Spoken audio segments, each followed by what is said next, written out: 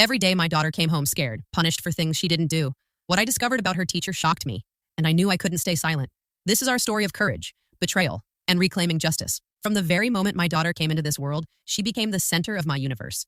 I remember holding her tiny fingers in my hand, marveling at how something so small could carry so much life, so much hope. Her first cry was music to my ears, not just because it meant she was alive, but because it sounded like the beginning of a story I would cherish forever. Watching her grow was a series of beautiful discoveries.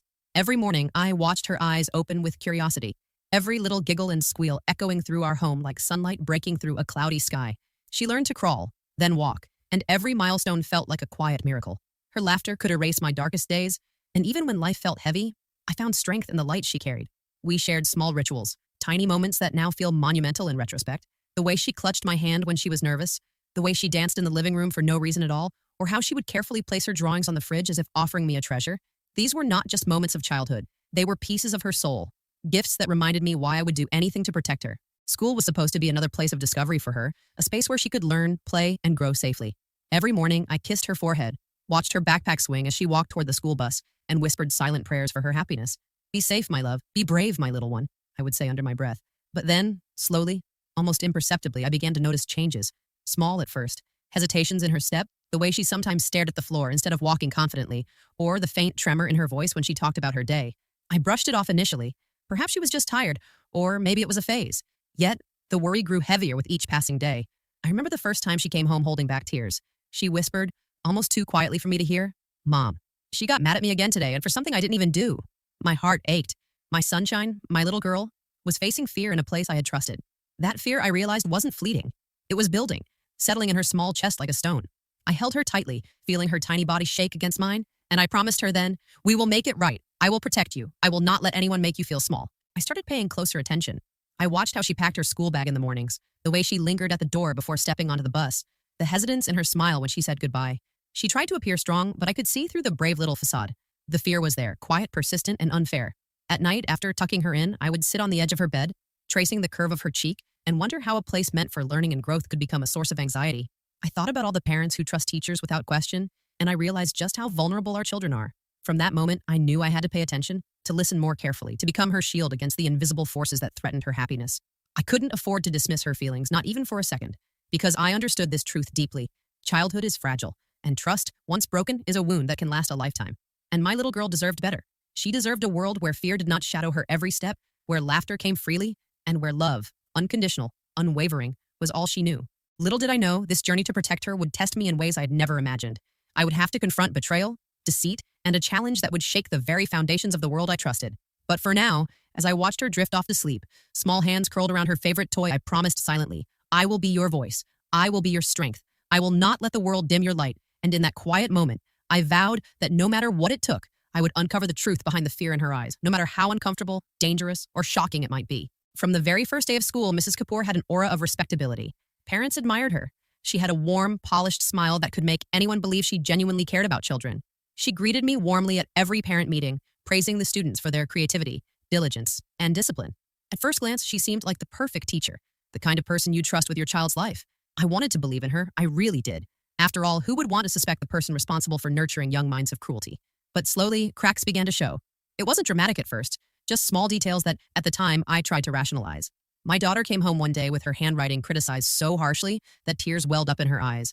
Another day, she was punished for being too slow during a class activity. It seemed minor, perhaps even normal. I told myself, teachers have standards. Maybe she's strict, but she knows what's best. Yet, with each passing week, the complaints grew. And more importantly, the fear in my daughter's eyes grew stronger. She would hesitate before entering the classroom, clutching her bag tightly, a silent prayer on her lips. One evening, after dinner, she whispered something that cut through my heart like a knife. "Mom, she punished me today, but I didn't even do anything wrong." The weight of those words pressed down on me. I realized then that this wasn't about discipline or teaching. This was something else. Something calculated, something that hurt her spirit. I began observing closely.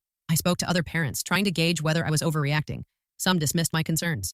"She's a strict teacher, that's all." But others nodded knowingly, sharing subtle hints of their own children's struggles. My gut screamed at me. Something was deeply wrong, and my daughter was in the center of it. At home, I noticed her shrinking into herself. Her laughter became rarer, her confidence faltered. The child who once danced freely in the living room now tiptoed, almost as if she feared being noticed. Even her school bag, once proudly worn, now seemed like a shield she carried to survive each day. I also noticed patterns in her stories. She described incidents in a way that made it clear they were not isolated. Certain punishments were repeated daily, standing in the corner, extra homework, public reprimands, and it was always my daughter. Others in the class, she noticed, were treated differently. I couldn't ignore it anymore. I had to see it for myself. The next week, I requested permission to attend a class observation. Sitting at the back of the room, I watched quietly. Mrs. Kapoor was everything the parents loved, encouraging, cheerful, and efficient with the majority of her students. But when my daughter made a small mistake, a simple error in reading aloud, Mrs. Kapoor's demeanor changed. Her voice grew sharp, her words cutting. My daughter flinched under the gaze, shrinking as if she had done something unforgivable. It wasn't just discipline. It was intentional. I could see it in the teacher's eyes, a cold precision, a controlled, almost deliberate method of instilling fear. I went home that day, my mind racing. How could someone so admired outside the classroom be so cruel inside it? My daughter had trusted this person, confided in her, and yet, every day, she was punished for mistakes she didn't make. I sat with my daughter that evening and held her hands tightly. We will get through this, I promised. You are not alone. We will make sure they hear your voice, and no one has the right to make you feel this way again. That night, I realized something important. The fight would not just be for justice. It would be a fight to restore her confidence, her innocence, and her belief in the world around her. The teacher we trusted had betrayed not just my daughter, but the very foundation of care and safety that a child deserves. From that moment on, I vowed to pay attention to every detail, to listen more intently, to document every incident, and to prepare for the day when this betrayal could no longer be ignored. The path ahead would be challenging, but my daughter's well-being demanded courage, vigilance, and unwavering determination.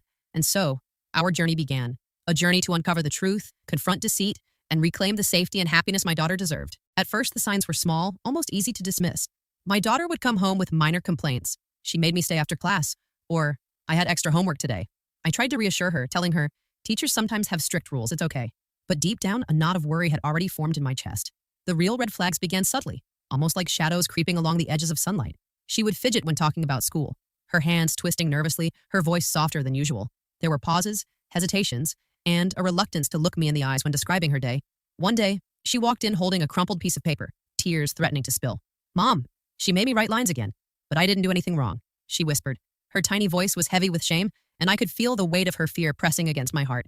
I asked gently, trying not to alarm her, "What happened, sweetheart?" She hesitated, then said, "I answered a question wrong in class, but everyone else got it wrong too. She still made me stand in the corner. She said I was always careless." I felt a cold spike of anger. How could someone punish a child for a normal mistake? For a wrong answer that anyone could make? This wasn't about discipline anymore, it was personal. The next few days confirmed it. My daughter's notes and homework were returned with unnecessarily harsh corrections, sometimes accompanied by written remarks that were critical, demeaning, and completely disproportionate. At home, she started to withdraw. The sparkle in her eyes began to dim. The laughter that once filled our living room became rare. Even meals were quiet. She would push her food around her plate, lost in thought, replaying the day's humiliations. I began documenting everything, every incident, every complaint, every sign of distress. I kept a journal, noting dates, times, and specific examples. I didn't want to rely solely on memory. I knew that if this became a larger battle, I needed proof. Then came the moment that made my heart sink. She came home crying harder than I'd ever seen. Her shoulders shook as she whispered, She made me stand outside in the sun for 10 minutes because my homework was messy. I didn't even finish it wrong, Mom. I tried. I held her tightly, feeling both rage and helplessness. How could anyone, especially someone entrusted with a child's care, be so cruel? My mind raced with questions. Was this teacher singling her out intentionally? Was this just my daughter's bad luck, or was there a pattern? The red flags were no longer small. They were glaring, undeniable, and impossible to ignore. I noticed changes in her behavior beyond the classroom. She began hesitating to speak up at home, worried that she would be wrong. She avoided making mistakes at all costs, even in games or drawing, as if the fear of punishment had spread into every corner of her life. I realized then that this wasn't just a school problem. This was personal. My daughter's confidence, her innocence, and her sense of worth were being chipped away daily. The teacher we trusted, the one who smiled in parent meetings and praised students publicly, was using her authority to control and hurt a child unnecessarily. That night, I sat beside my daughter as she clutched her favorite stuffed toy. I whispered to her, "I see you, I hear you, and I will not let anyone make you feel this way again."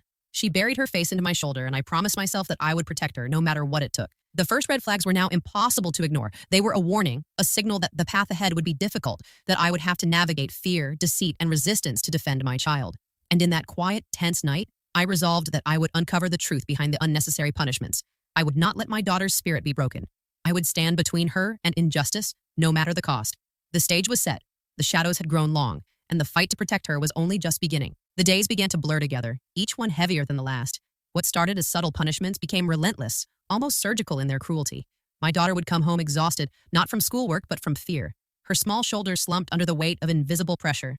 One morning, she whispered in a voice barely above a sigh, "Mom, she made me write lines for 2 hours straight because I smiled at another student." My blood ran cold. Smiling? For that? I clenched my fists, struggling to keep my anger contained. This wasn't about teaching anymore. This was about control, intimidation, and breaking a child's spirit. I tried to remain calm when she spoke, but my mind was racing. I needed to know exactly what was happening, and I needed proof. This was no longer something I could handle with gentle words or reassurance. The breaking point had arrived. It came one afternoon when I went to pick her up early from school. She met me at the gate, her face pale, her eyes swollen from crying. In her trembling hands, she held a crumpled notebook. "Mom, she said I cheated in class, but I didn't. I didn't even know the question. She yelled at me in front of everyone, and then she made me stay after school alone," she stammered, tears streaming down her cheeks. I felt my chest tighten. Rage, fear, and helplessness collided inside me. How could someone entrusted with teaching and guiding children behave this way? And the worst part? My daughter had no defense, no way to protect herself in the classroom. I knelt down beside her, taking her hands in mine. "It's not your fault, sweetheart. None of this is your fault. I promise you we will make it right," I whispered, trying to anchor her trembling spirit with my own strength. That night, I couldn't sleep. Images of her small, frightened face replayed over and over. I thought of every parent who trusted this teacher, every child who might be silently suffering. I realized that this wasn't just about one incident. It was a pattern, a systematic misuse of authority that could scar a child forever. The breaking point wasn't just her tears or my anger. It was the realization that I had to act. I couldn't just wait and hope it would stop. I couldn't rely on the school or the system to protect her. It was up to me.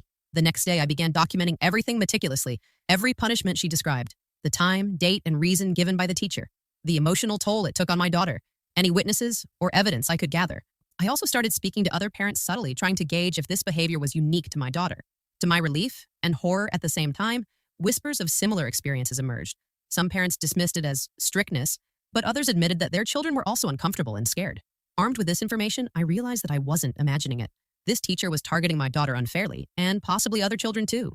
The breaking point had transformed my fear into resolve. I knew that confronting the situation would not be easy. I would face resistance, skepticism, and perhaps even denial. But I could not allow my daughter to suffer any longer. That night, I sat beside her bed, brushing her hair back and holding her close. "Tomorrow, we start fighting this together. We will make them listen. We will show them that your voice matters and no one has the right to hurt you," I promised. She looked up at me, her small eyes shining with trust and a hint of hope. For the first time in weeks, I saw a flicker of the fearless child she once was, and I vowed silently, nothing, no obstacle, and no person would break that spirit again. The breaking point wasn't just an event, it was a turning moment. It was the line between silent suffering and active resistance. And from that moment forward, I knew that the path ahead would be challenging, but I was ready to walk it for my daughter's sake. The very next morning, I woke with a sense of determination that felt almost foreign. Fear had dominated my thoughts for weeks, but now it was replaced with clarity. My daughter had suffered too long, and I would not let it continue. I began by gathering every scrap of evidence I could find. I kept detailed notes of each incident she described, the exact words the teacher had used, the specific punishments, the timing, and any witnesses in the classroom. I even saved copies of her homework, every mark and comment that seemed unnecessarily harsh or critical. At the same time, I reached out discreetly to other parents. Carefully, gently, I asked if they had noticed anything unusual. Some shrugged it off as strictness or high standards, but others, quietly and cautiously, confided that their children had also experienced unnecessary punishments. A pattern was emerging. I also decided to observe the classroom whenever possible. With permission from the school, I attended a few sessions. From the back of the room, I could see the subtle ways my daughter was singled out. The teacher's tone shifted when she spoke to her. Her corrections became sharper, and the other children's errors were often overlooked or lightly addressed. It was intentional, calculated, and deeply unfair. At home, I spent hours talking to my daughter about what she had experienced. I assured her that she was not to blame, that no mistake she made was worthy of such punishment. I taught her ways to stay calm and composed, even under pressure, and encouraged her to share every detail with me. The more she spoke, the more pieces of the puzzle I could put together. I realized this fight would not be easy. The teacher was respected, admired even, and I was just one parent. But justice doesn't wait for permission. It demands courage, and I had no choice but to be brave for my daughter's sake. With every new piece of information, my plan became clearer. I would not confront the teacher blindly or emotionally. I would present undeniable evidence, documented meticulously, that could not be ignored. I would involve the school administration if needed, and if they failed, I would escalate further. Because no child deserves to be punished unjustly, and no adult should have the power to instill fear under the guise of discipline. I also knew this was about more than punishment. It was about restoring my daughter's confidence, her sense of safety, and her belief that the world could be fair. Every step I took was meant to protect her not just physically, but emotionally. Days turned into weeks as I continued my quiet investigation. Each note I wrote, each conversation I recorded, and each observation I made added to the growing mountain of evidence. And with every discovery, my resolve hardened. Then came the day I knew the time had come to act. I had enough proof to expose the unnecessary punishments, to reveal the teacher's pattern of cruelty, and to demand change. I would confront the school, not with anger, but with facts. I would speak for my daughter, for every child who had felt small, scared, or silenced. That night, as I tucked my daughter into bed, she looked up at me with trust shining in her eyes. "Mom, will it be okay?" she asked softly. I held her close and whispered, "Yes, sweetheart. We are going to make it okay. You won't have to be afraid anymore." And in that moment, I realized that the fight for justice was no longer just about correcting the wrongs. It was about reclaiming hope, confidence, and the belief that courage could overcome cruelty. The fight for justice had begun, and we would not stop until my daughter and every child affected could walk into that classroom without fear. The morning of the confrontation arrived like a storm I had been anticipating for weeks. My daughter clutched my hand tightly as we walked into the school office. I could feel her trembling slightly, but there was also a spark of hope in her eyes. She knew that today, finally, someone would stand up for her. I requested a meeting with the principal, the teacher, and a few other members of the administrative staff. My heart pounded as I stepped into the office, but I reminded myself this wasn't about fear, it was about truth. I began calmly, presenting the documented evidence I had collected. Every note, every comment, every recorded incident was laid out meticulously. I explained the pattern of unnecessary punishments, how my daughter was being singled out unfairly, and the emotional toll it had taken. The teacher shifted uncomfortably in her chair. At first, she tried to downplay it. "I'm just strict with her because I want her to succeed," she claimed. But I remained firm. I showed specific examples: the extra lines for smiling, the public criticisms for innocent mistakes, and the consistent targeting that no other child experienced. I could see the principal's expression change from polite concern to serious attention. The evidence was undeniable. Even the other parents who had been quietly watching and supporting my case nodded quietly. My daughter's voice trembled, but she spoke up bravely. "I tried to do my best, but she always finds something wrong. I feel scared every day." Hearing her words, clear and honest, shifted the energy in the room. The teacher's mask of authority and control began to crumble under the weight of truth. No excuses could hide the impact of her actions. The principal addressed the teacher firmly, reviewing the documented evidence and confirming that the punishments were unnecessary and harmful. The teacher's attempts to justify her actions fell flat, leaving her exposed. At that moment, I felt a wave of relief. Not just for me, but for my daughter. She was finally being seen, finally being heard. The fear that had lingered in her eyes began to fade, replaced with a tentative smile that told me she knew she was safe now. I spoke to the administration about measures to ensure this never happened again. Monitoring classroom behavior, creating a clear channel for students and parents to report concerns, and providing support to my daughter as she rebuilt her confidence. As we left the office, my daughter squeezed my hand and whispered, "Thank you, Mom. I feel like I can breathe again." In that moment, I realized the confrontation wasn't just about correcting the teacher's wrongs. It was about restoring my daughter's sense of security, her belief in fairness, and her courage to speak out when she was treated unjustly. The confrontation had been difficult, tense, and emotionally exhausting, but it was also liberating. The teacher had been held accountable. The school administration had acknowledged the issue, and my daughter had reclaimed a piece of her freedom. From that day forward, I noticed a change in her demeanor. She walked taller, spoke more confidently, and even smiled without hesitation. The shadow that had followed her for so long was beginning to lift. The confrontation had not just solved the immediate problem, it had sparked a transformation. My daughter had learned that injustice could be challenged, that truth could prevail, and that she was never alone, not as long as someone was willing to stand by her side. And as I watched her run toward her classroom the next day, smiling and unafraid, I knew the fight had been worth every sleepless night, every moment of anxiety, and every ounce of courage we had mustered. After the confrontation, the tension in our lives didn't immediately disappear. Change had begun, yes, but my daughter's confidence had been shaken, and rebuilding it would take time, patience, and love. The first day back in the classroom after the teacher's accountability meeting was daunting. I walked her to the school gate, holding her hand tightly. She looked nervous but determined. Her eyes searched mine for reassurance, and I gave it freely.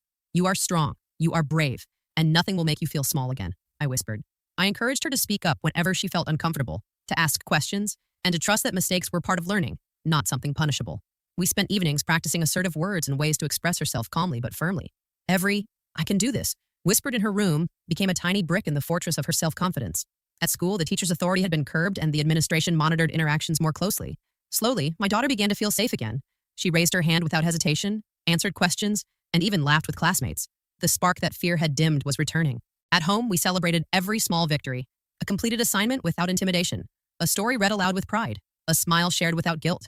I reminded her that learning was her right, that education was not just about grades, but about growth, curiosity, and joy. We also found ways to strengthen her emotional resilience. Together, we created a courage journal where she could write down moments of fear and moments of triumph. Each entry became a reminder that her voice mattered and that she could face challenges with confidence. I noticed changes not just in her academic engagement, but in her demeanor. She walked taller, spoke clearer, and even shared her experiences with friends, helping them understand that it was okay to speak up when something felt wrong. One afternoon, she came home beaming. "Mom, I answered 3 questions today without being afraid, and my classmates clapped," she exclaimed. The joy in her voice made me realize how far we had come. This wasn't just about school anymore. It was about reclaiming her life from fear. We also talked about empathy, about how some people act unfairly and unkindly, but that didn't define the world. I taught her that while some might try to control or hurt, the power to choose courage, kindness, and resilience always belonged to her. As weeks turned into months, my daughter's laughter returned, unburdened by fear.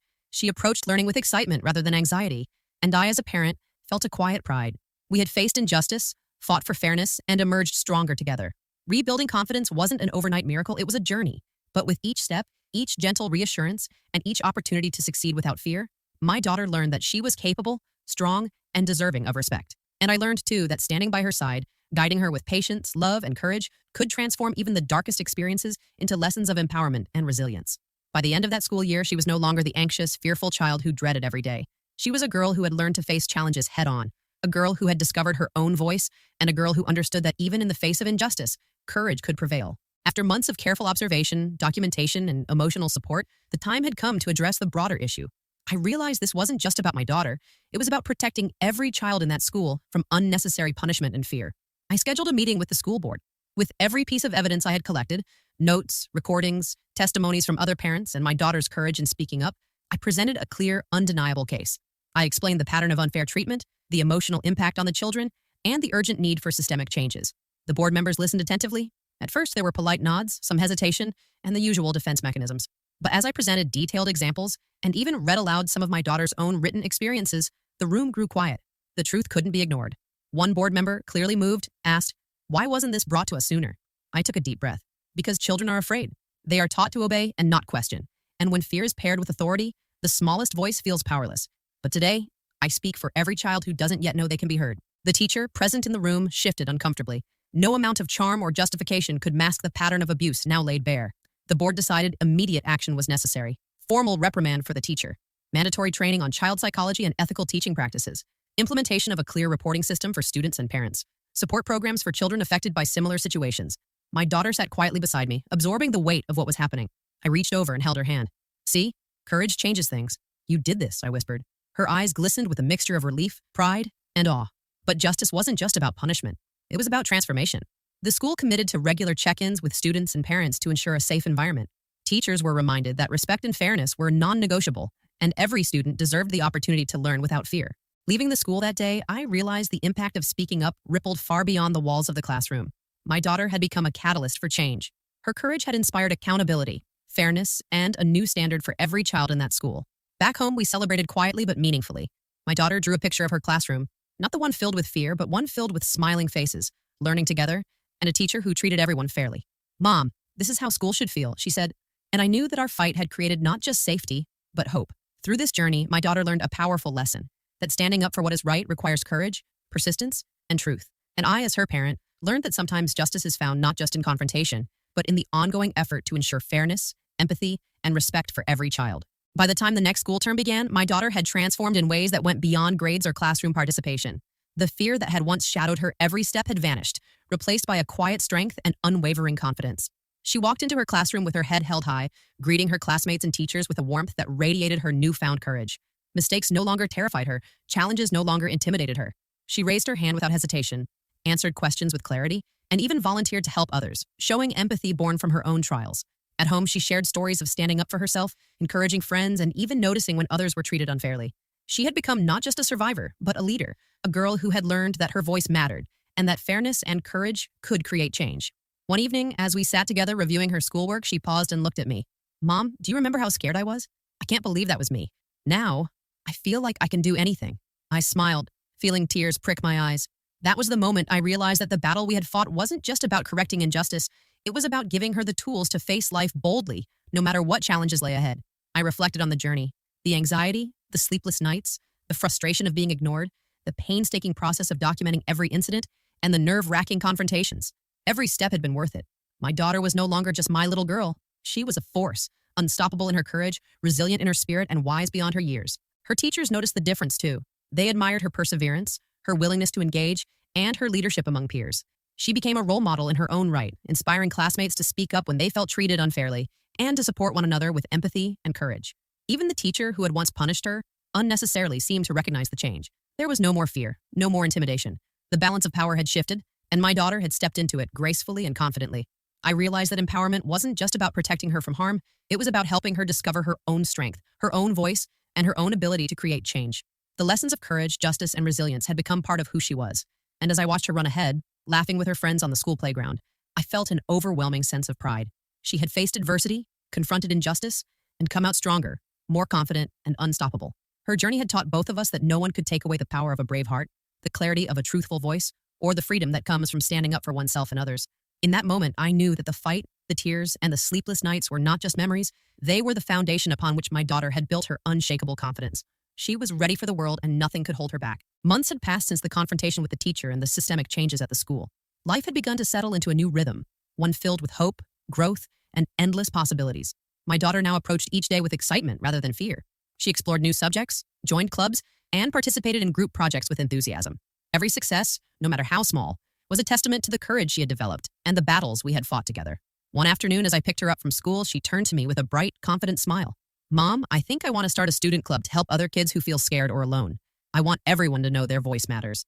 I felt a surge of pride and emotion. The same little girl who had once dreaded each day at school, who had trembled at unfair punishments, was now leading the way for others. She had transformed her fear into purpose, her pain into strength. We reflected together on our journey, the anxiety, the confrontations, the sleepless nights, and the quiet moments of doubt. Every hardship had been a lesson in courage, resilience, and the importance of standing up for oneself. I realized something profound. The world would always present challenges, some unfair and some unjust.